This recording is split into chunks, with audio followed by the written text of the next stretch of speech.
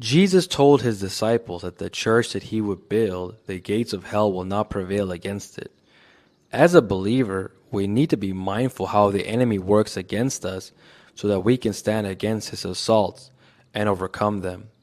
One of the tactics the devil uses to get us to abandon the narrow path is to work through our close relatives, friends, and even deceive church members.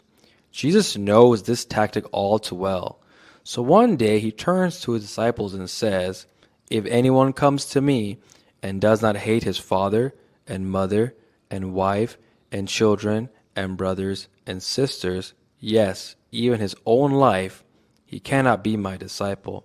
Jesus knew that our worldly relationships pose a great stumbling block in our loyalty to him.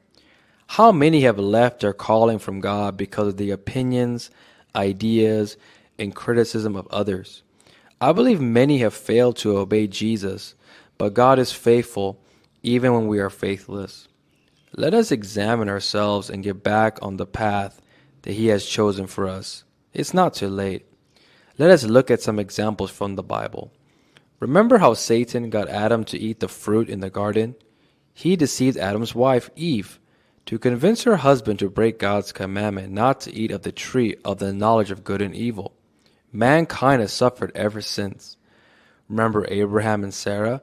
Sarah became impatient to God's promise for a child, so she encouraged her husband to conceive a child with Hagar. Ishmael's birth created great conflict in Abraham's lineage. Solomon's son, Rehoboam, ignored the advice of his father's appointed wise men. He listened to his foolish friends on how to appease the disgruntled Israelites. As a result, the kingdom of Israel was divided over the poor judgment of King Rehoboam to listen to his foolish friends. Queen Jezebel was a cause of great idolatry in Israel. Her husband King Ahab became a pawn in her pursuit of power.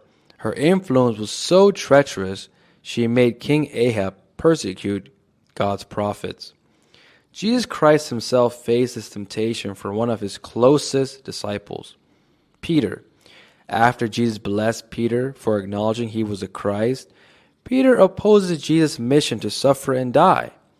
Jesus, well aware of Satan's tactic, rebukes Peter sternly and says, "Get behind me, Satan. You do not have in mind the things of God, but the things of men." Now Peter loved Jesus, and he feared losing him. So Peter's move to rebuke Jesus was out of love. But as people of God, we must never allow our friendships, our relationships, or the opinions of others to stop us from accomplishing God's mission in our lives. We must make a stand. We must draw a line in the sand. Who are we going to serve? Are we going to serve man's ideas, man's opinions? Or are we going to listen to the voice of God and follow the narrow path of Jesus Christ? Jesus Christ discouraged many people from following him because he knew the path was difficult. But as we seek him and we deny ourselves, we'll surely finish the race well and receive the crown that's laid for us in glory.